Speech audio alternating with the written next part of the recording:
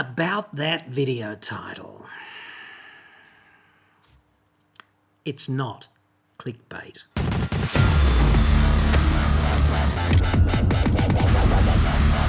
I'm John Cadogan from AutoExpert.com.au, and I get new cars cheap, Australia only, website card.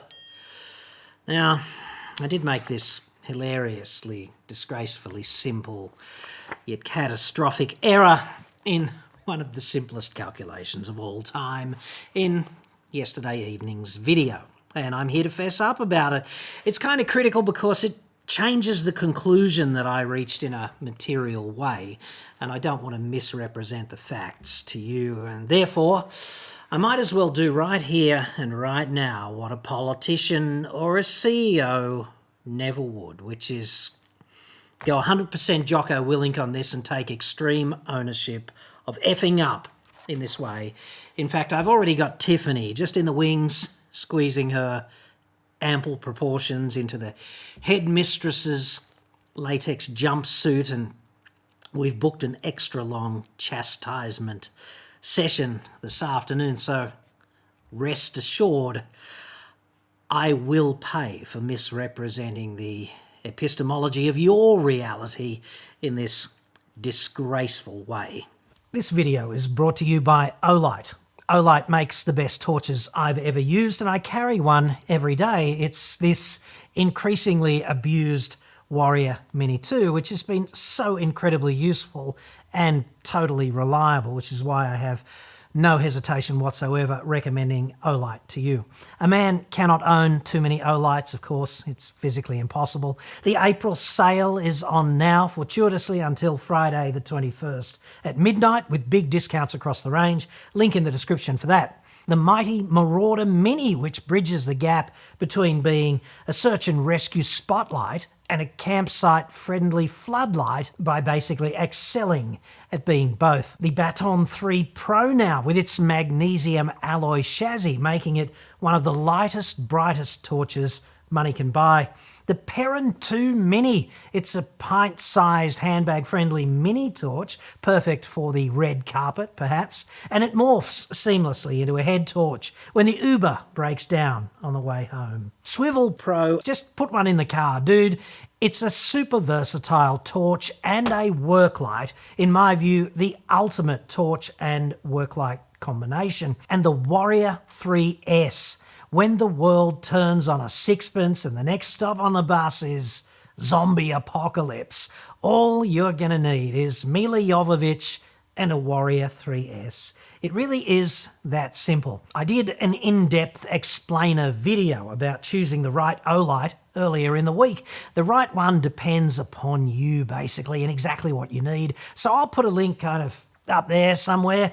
The better to remove the burden of choice from your Olight deliberations. Links to all of these Olights in the description also, plus a code for 12% off on non-sale items and for use outside the sale. And thanks very much to Olight for sponsoring this episode. By the way, before I flagellate myself on camera before you, Olight let me know last night that they have decided to refund Duos AutoExpert customer orders because, hey, they love you. How could they not? I love you too. That's why I'm here doing this. I'll put the order numbers on screen right now. You can pause if you like and cross-reference to yo heart's content. So, the error of which this confession orbits is in that video up there. I'll put a link up there, and I'll put a similar card up in that video to alert viewers to this correction. It's all I can do to make this right. If you want to watch and try to train spot my epic F-up, then have at it, dude. Click the link and I will wait patiently while you do that. It's hidden in plain sight, so such a rookie error too. I'm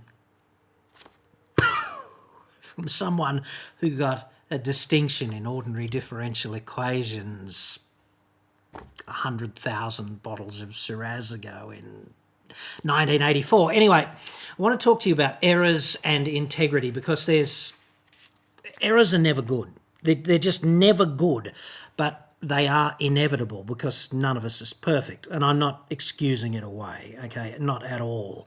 But it's really important not to be dishonest about it by omission and otherwise, just act unethically by trying to sweep it under the rug and hoping that only a dozen people notice or something, the mathematically literate among us sort of thing.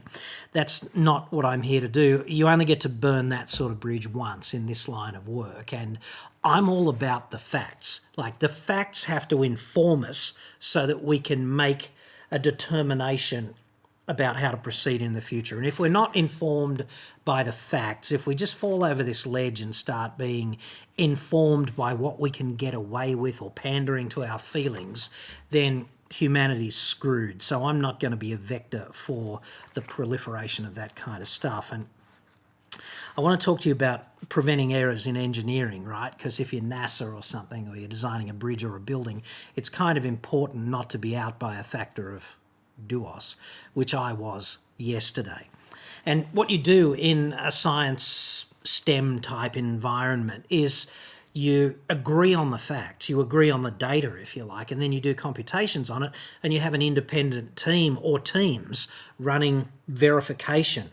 That's kind of important, but also kind of impossible as a one-man band, because I am the researcher, the presenter, the editor, the cameraman, and it's all me. So I'm my own verification team, and I did run the calculations twice, believe it or not, but that opens the door to making the same procedural error. And it's always the simple calculations where you fuck up. It's not the complex ones, because you really have to be on it 100% with those ones, It's the simple ones. What I did was I divided one number by the other, and I should have done it the other way around. Numerator and denominator transpose. That's where this is. Anyway, so in yesterday's video, at about 19 odd minutes on the timeline, I said this: 219 billion megawatt hours generated, 157 billion tonnes of CO2. And they're big numbers, but you only have to do one basic calculation with the most basic calculator app available for your mobile phone, and you get 1 kilowatt hour of electricity is 1.4 kilos of CO2. To which future me would respectfully retort, yeah, dickhead, it is simple, and therefore it would have been so awfully nice if you could have just divided them the right way around.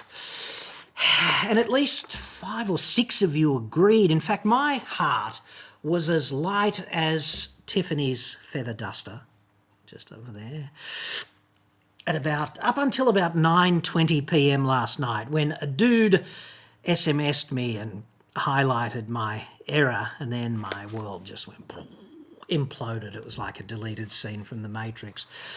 He diplomatically pointed out that I had effed up in Technicolor in this way, and he didn't want to be named, but I give him full points for picking this up and pointing it out, especially because, to my knowledge at least, dude who pointed it out first had absolutely no knowledge of STEM, or no formal training in STEM, might be a better way of putting it. So, well spotted, unnamed dude, #respect. Chris M picked it up, as well as a dude named Ben Sischlau. Hope I didn't mangle that too badly, Ben. Anyway, Ben said, "Hi, John. At around the 19-minute point, I think you accidentally flipped the tonnes of CO2 equivalent per megawatt hour calculation for Australia. This should land closer to the 3/4 of a tonne of CO2 equivalent per megawatt hour for Australia. You can cross-check this against the National Greenhouse Accounts, or NGER, measurement determination. Sincerely, one of them academics." Now, this is the thing I love about them academics, right? They don't feel the need to lambaste you or otherwise roast your balls in hell for eternity when you make a mistake such as this, or otherwise behave as if they are God. If you get something disgracefully wrong, they just go, "Hey dude, I think you made a mistake, and it's here, and I really think it should be that." And that's the beauty of science. It's the beauty of STEM, right? The facts are at the top of the freaking funnel and we all have to respect them. And if you're the progenitor of this error, then you just have to man up about it and go, yeah, dude, I fucked up. There's no excuse. Well spotted. Let's all move on with this and try and turn this frown upside down if, in fact, there is any way of doing that. And that's what the rest of this video is about, because the central point that I was trying to make in yesterday's video is that EVs are not a miraculous solution to the problem of climate change. And that's a fact, and my error does not change that. So I want to contextualize that for you in an accurate way and correct this error from yesterday. And if you'll just bear with me and excuse me for this transgression upon your knowledge yesterday, then maybe we can both get something out of it. I might get atonement and you might get better informed. So here's what my error really means in the domain of what do we understand about the difference between the rhetoric for EVs and the facts. Well, my error means that 1 kilowatt hour of average grid electricity in Australia emits 720 grams of CO2. And this is kind of important to realise because everyone calls EVs zero emissions vehicles. And certainly you can buy an EV and install a solar array and possibly even a home battery or have vehicle to load capability with your EV, whatever. You can do that and effectively take your EV charging off the grid. But we can't do that at the population level because there are just so many people who will never be able to charge up off their own rooftop solar. Like my daughter, for example, she lives in one of the most affluent apartment blocks in the CBD. And it's all like Mercedes, BMW, Porsche. There's the odd roller and Aston Martin for the owners of the penthouses and that sort of stuff. But there's not a single EV charger in that building. And it's not because there's no wealth, right? The roof's not big enough to support a car park full of EVs. And that's where the EV revolution is going to take place first, among the affluent, because the most desirable EVs are north of 70 grand and ordinary battlers don't have that. So this is why we need to consider the deployment at a population level and not at a personal level. Because, yeah, you can be Captain Planet, no problem. You can put your rooftop solar in if you live in that sort of environment. But everyone can't do that, and we can't deploy EV charging at a population level like you if you are Captain Planet. That's why the grid CO2 really matters for the deployment of EVs, okay? So 720 grams of CO2 for 1 kilowatt hour. And you might like to think about that in the context of your usage as well. You probably use, 15 to 20 kilowatt hours of electricity every day at home, depending on how often you run the heating or the air conditioning, whatever, whether you've got a pool that you heat up. Anyway, whatever you do for heating this and that, that's going to make a difference. But you probably use 15 or 20 kilowatt hours, and every one of those is 720 grams of CO2, only your house doesn't have a tailpipe. You're doing it by proxy. The CO2 of the tailpipe is back at some coal-fired power station. And that number takes into account all of the renewable energy sources, which are problematically intermittent. So 720 grams per kilowatt hour, that's according to the numbers from cleanenergyregulator.gov.au, which is in line with Ben's assessment earlier. If you take into account the range of your EV and its battery capacity, you can divide one by the other, provided you get it in the right order, obviously, and come up with some interesting data as well. Now, I used 454 kilometres and 77.4 kilowatt hours yesterday in the case of the lardy-arsed Ioniq 5 EV, and that's the Epic version for reference, and it needs 170 watt hours to go 1 kilometre. And if you're a bit dodgy about watt hours and all that sort of stuff, you've seen a 5 amp hour, 18 volt power tool battery, right? It's 2 of them. That's what it needs to go 1 kilometre. So hypothetically, you could get your 2 Milwaukee batteries and plug it into a big lardy-arsed EV, and they would take you 1 kilometre-ish before being completely exhausted, according to the WLTP cycle at least. In the real world, you'd probably get 700 or 800 metres. Now, what that means is 170 watt hours times the actual number, 720 grams, that's per kilowatt hour. That's 122 grams of CO2 to go 1 kilometre in a Hyundai Ioniq 5 Epic, okay? And that's why calling these things zero-emission vehicles is such bullshit.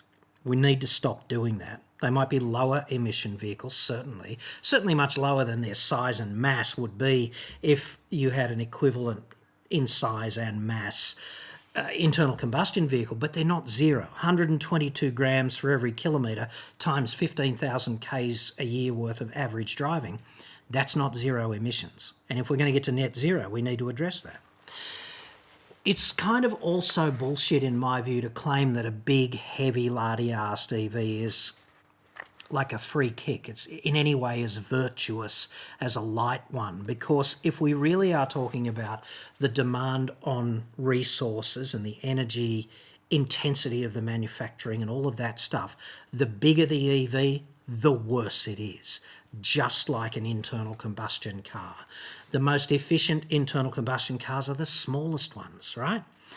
And that's why I compared it with a Ford Ranger Wildtrak V6 diesel, which emits 222 grams. So 122 for the Ioniq, which I got wrong yesterday, versus 222, which I got right for the Wildtrak. The disparity there, 100 grams per kilometre.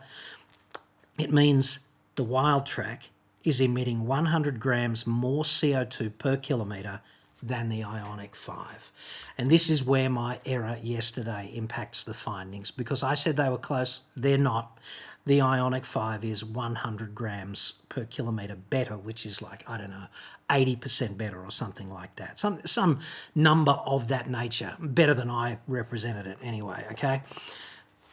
But the Wildtrak, and I said this yesterday too, it does not carry the burden of the 7.5 tonnes of CO2 that is intrinsically embodied in the construction of the battery. That's about 100 kilograms per kilowatt hour, if memory serves, using the best estimate I could find for battery manufacture in China, which is where 75% of lithium-ion batteries are manufactured. So, balance of probability, that's where the batteries for your EV probably come from.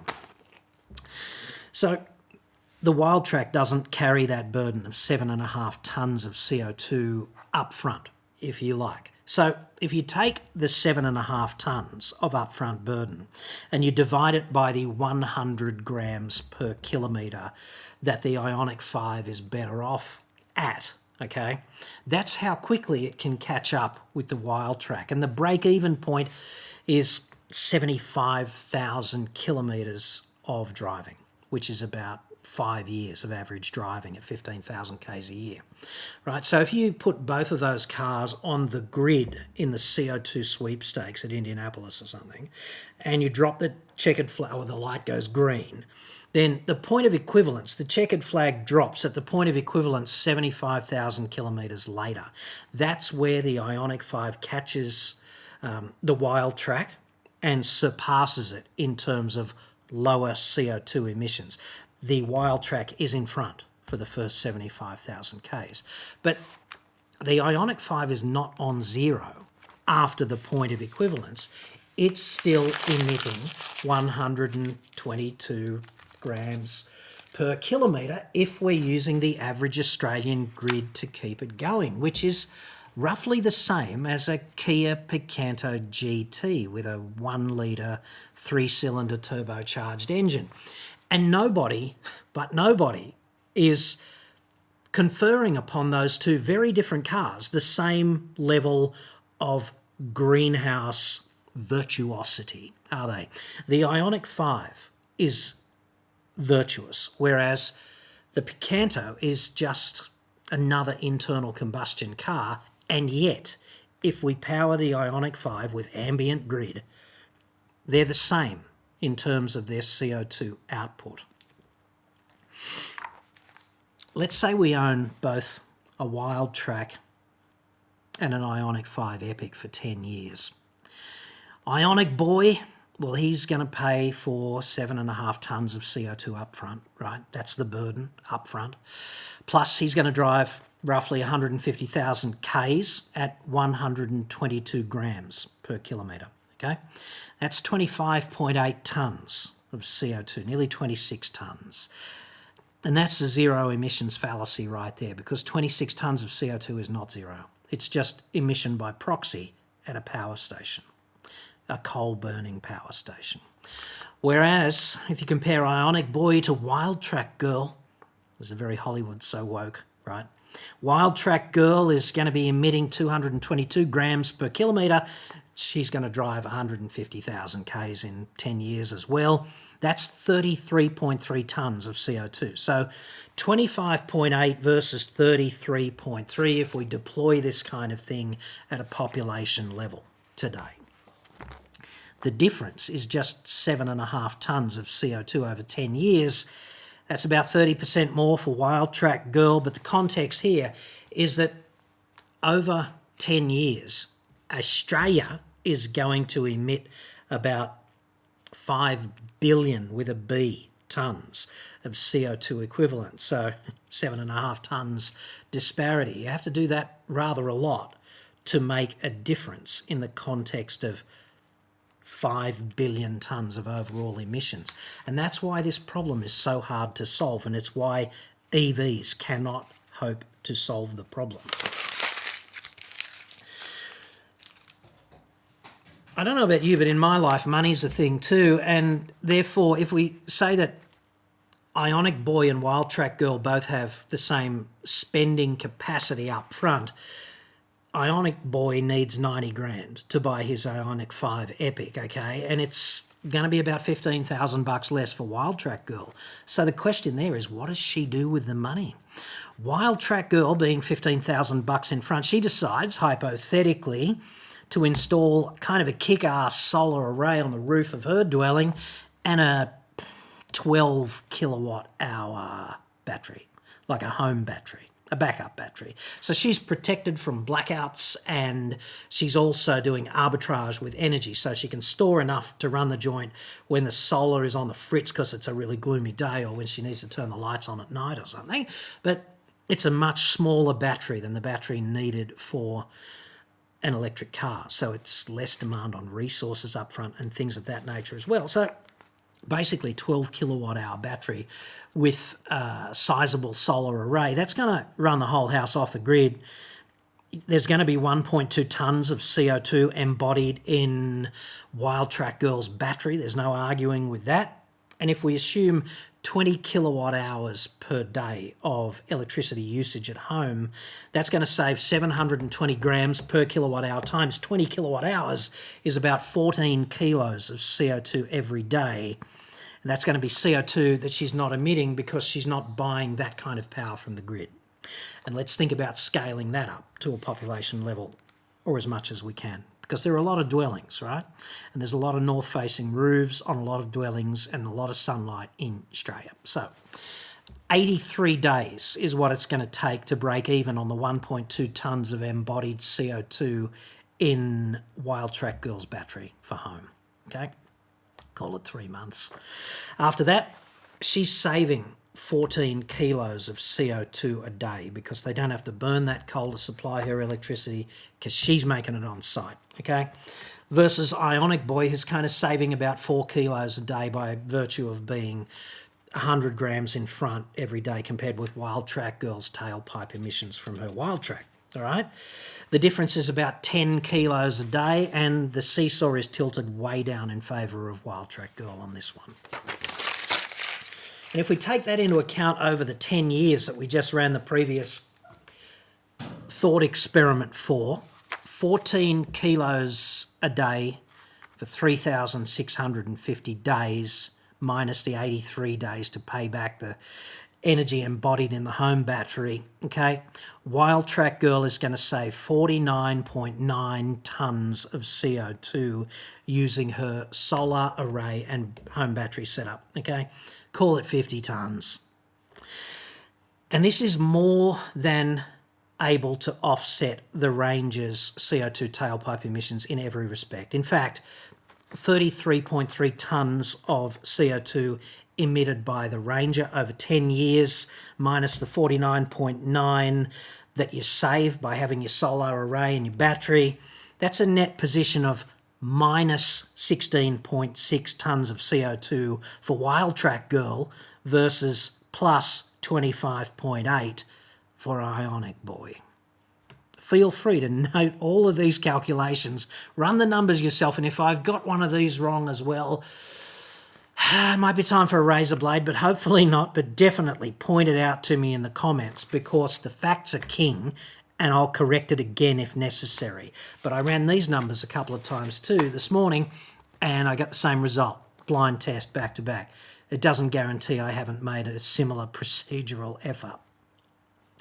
Wildtrak Girl beats Ionic Boy, and obviously this is how the script has to be if we turn it into a Hollywood movie, because Captain Marvel, right? The only female hero I have enduring respect for, I don't mind Wonder Woman, but Sigourney Weaver in Alien, she kicked ass in the 80s. She was authentically a hero and her gender had nothing to do with it. She was just a chronic sci-fi badass. Hashtag respect. So women can do it, there's no doubt, right? Plus, Wildtrak Girl can do things in her Ranger that Ionic Boy can't. Like, she can visit the outback easily and tow a dirty big trailer if she wants, all the way to Dingo Piss Creek if necessary. And she can be a tradie and carry all the heavy shit without the penalty in greatly reduced range that involves for Ionic Boy. Incidentally, the reason it's a bigger saving if you spend the change on a rooftop solar and a battery, but it's a few reasons actually. So let's run that down as well, because if you really want to be green, buy a Wildtrak and install the array. It's just so much better, so much more effective at saving the planet, and that's so counterintuitive, but it's also true. The battery you need to do this is so much smaller. It's about 1/5 the size of a battery needed for an EV, right? Like it's roughly about the same size as a large battery for a plug-in electric hybrid. Like it'd fit in an Esky, is what I'm saying. Kind of thing, as opposed to the massive 400, 500, 600 kilo battery you need for a big lardy-ass EV. Okay?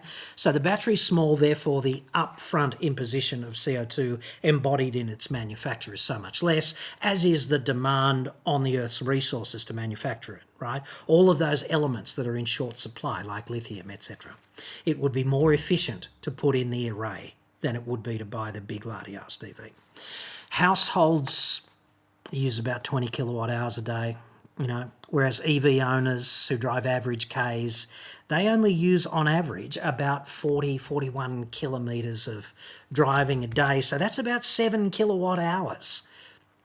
And obviously car makers are forced, for a couple of reasons, to put really big batteries in EVs. And that's because not everyone drives average Ks every day. So you have to build a battery for the statistical outlier of driving for those days, where you actually have to get in and drive 350 Ks or something to get, I don't know, to Canberra or somewhere and turn around and come back to Sydney the next day after recharging. The battery has to kind of be compatible with that, even though the general usage is so much less of its total capacity. And the other thing is range is such a big deal for the marketing and promotion of different vehicles. An EV with tragically short range is kind of what everyone needs for their second car, but it would be a huge marketing challenge to sell it. So that's why the big battery, even though you don't generally need it. And your Ioniq 5, therefore, on average, generally needs about 7 kilowatt hours a day, but your home probably needs about 20, which is roughly 3 times that. So the big savings in terms of the big gains, if you want to cut CO2 emission, it's not to be had with personal transportation. The big gains are available when it comes to dwellings and the power consumption of dwellings, the energy consumption of dwellings. Because energy consumption and CO2 out are kind of flip sides of the same coin, and you can just do such a better job on a dwelling with less resources, fewer resources, than you can with an EV. And nobody is saying this. It means if you want to take effective climate action, the number one priority needs to be the grid and dwellings. We need to focus on dwellings and not personal transportation, obviously, because it's so much more effective. This is where the really big gains are. And when it comes to greening up the grid for dwellings, there's really only 2 options. You have to retire coal. It's not negotiable. Carbon capture and storage does not work. As a nation, we have sunk billions of dollars into this, meaning the government has given billions of dollars to vested interest corporations who've pissed it up all over the wall and spectacularly failed to achieve viable carbon capture and storage. It's just not doable. So retire coal and invoke nuclear energy. Good luck getting that across the line, given the ambient level of scientific illiteracy in society. Like, nuclear energy is clean and safe. The waste can be disposed of easily. The toxic waste from nuclear energy is at least contained and you can bury it and it doesn't take up much space, whereas the toxic waste from burning coal, up into the air every time, together with the CO2. So there's that, or you can just concentrate on rolling out endless solar arrays on rooftops and installing home batteries, each of which is only about 1/5 the size of the battery in an EV, and yet does such a better job at offsetting the CO2, right? Typically for Australia, the climate debate is being hijacked, right? And that's because it's easy to do this. Cars are evil. Internal combustion is evil. And EVs are virtuous. This is a really easy message to sell. However, it's bullshit in the context of our electricity grid. Everyone hates cars, like a lot of people hate cars anyway, and a lot of people are cashing in on the green revolution. Go to these fully charged bullshit evangelism shows, right? It's all about the green, and none of it really is about the facts. There's so many vested interests, assholes wanting to sell you and install publicly, a whole bunch of chargers, right? Like, they don't want to save the planet, they want to sell chargers. Arseholes in the car industry want to sell EVs because there's more profit in an EV than there is in an equivalent combustion car. Finance companies and the retailers of fossil fuel energy, they don't seem like they're a vested interest groups for EVs, but they really are. And they really are because they don't want you to, well, in the case of fossil fuel energy retailers, they don't want you to think about what they're doing. They want you to think EV green. So they're happy to kick the tin to fund EV lobby groups. And finance companies don't give a shit about the environment. They just want to write the big juicy finance for the gold rush of EV sales to come. They can see that just happening before us now. So they're happy to kick the lobby group tin as well. That's what's really happening here. We have this filthy grid in Australia and we've got a national capital that's chockers. Like, it's full to the brim. It's overflowing with washed up has-been lawyer arseholes who are STEM illiterate. I'm talking about politicians.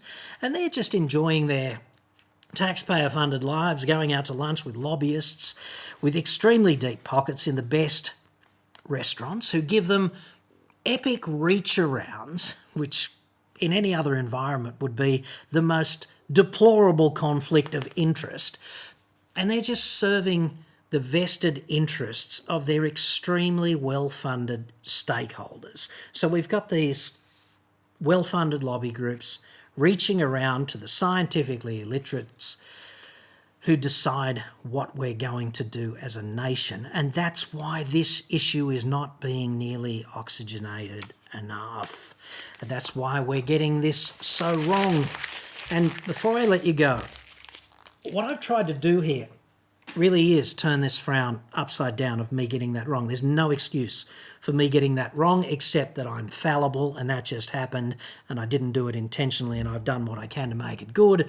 But what I've tried to do is use this as an opportunity to add value to yesterday's report and hopefully give you some context to take into the future next time you'd like to have an informed opinion about what we should do for our future mobility. And remember that personal transportation is only about 8% of Australia's greenhouse gas emissions. But what we should do about our way of life into the future to maintain as much of that as possible, have the best quality of life we can, and also not screw things up for future generations.